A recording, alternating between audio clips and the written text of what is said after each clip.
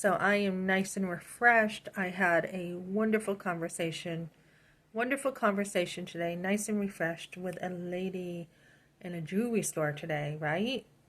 Just went in to go window shopping, and I was no longer window shopping, I was inside. And had a great conversation, was allowed to put on a ruby ring, real ruby. Oh my goodness, it was gorgeous. Ever since I've seen Elizabeth Taylor's video, I have fell in love with jewelry, and I haven't really been a jewelry person. So, um, for me, it's seeing God's creation, honestly. It's like, how in the world can these jewels be so gorgeous, right? So, one of the ladies she was modeling these earrings, and she's like, look at all the craftsmanship, not these, but a different pair. She's like, look at all the work and the detail of this earring. And I'm like, oh my goodness, right? They were gorgeous. They had so many gems in them. It was the newest, one of the newest pieces of jewelry out. And so this other lady was talking to me about jewelry, and she's talking about all this stuff, and I'm totally lost, right? I'm like, where did this ring come from? And she's like, oh, over in New York, they've been around for a while. I don't know my jewelry. So I was getting an education, which I appreciated, and I so enjoyed the conversation. And one lady was like, oh, and I told her how I watched a video on Elizabeth Taylor, and she's like, oh, and we have these beautiful, uh, what'd you call it? I can't even remember. Diamond Burton? Yeah, Diamond Burton. No, Taylor Burton jewels. And she said that's because she married Burton. And she knew the history of Elizabeth Taylor. And I'm like, oh my goodness, this is just such an amazing conversation. So I enjoyed that today. And, she was showing me pictures of Elizabeth Taylor with that diamond on. And it didn't look, even though it was a gorgeous diamond, it didn't look like it was too much.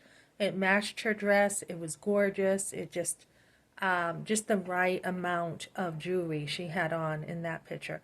So I was like, wow, I am learning so much, so much. So, what I want to talk about tonight is not just jewelry, but taking good care of yourself as women, right? So today, I talked to a woman about jewelry, and I learned some stuff, and I really enjoyed myself. I enjoy good conversations. Not small talk, but good conversations. So, she was sharing this stuff with me, and this is so different than when we don't take care of ourselves, right? So, I'm in this class about trauma, and as I was sharing with, 200 people in this class well, it's not even a class, it's a group. Class starts tomorrow. I was sharing in this group, and one of the ladies had said, she said, tell us your story. And I was telling her, and I said, so I had triggers that I didn't even know about because nobody told me after the abortion. And, I was like, why am I, going through this? Why am I, feeling like, one, like, I can't have children, God must be punishing me. Two, being afraid my children would be taken away. That's a very common symptom.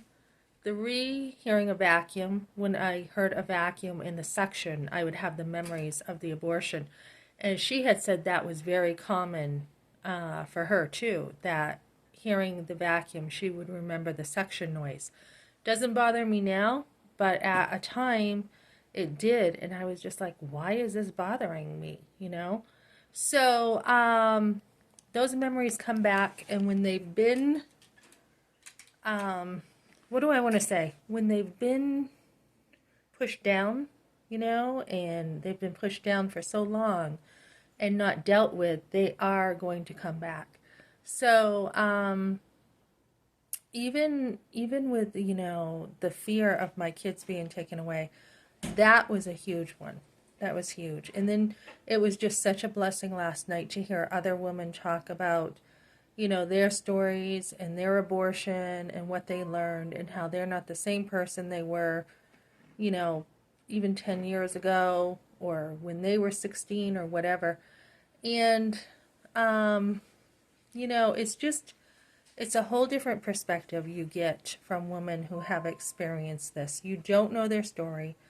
You don't know what they went through. I think empathy and compassion is one of the biggest things that women need. And we have a lot of online stuff where women are saying, people say, oh, that person, whoever, was in charge of the abortion or whatever, for me, my parents chose this for me. But for me, it's like, oh, they're murderers, people are murderers or they're whatever, and it's so easy to judge until you hear the stories. And again, we haven't heard enough stories because society has not let women talk about this. It's been hidden. It's been, just something women haven't been willing to come out and talk about because they're just going to get more shamed. They're not really going to be listened to. So we've gone the other way and we've been like, oh, I don't regret my abortion and I was fine. And, we see the defenses because women have had to fight for themselves, to protect themselves from the judgment of society without them really understanding. So unless we get the stories and we really start to understand, what happened and the darkness that happened in these clinics, we really cannot help women heal. And that is a huge part of going forward in our society, is helping women heal from what is unthinkable. Okay, thanks for joining me.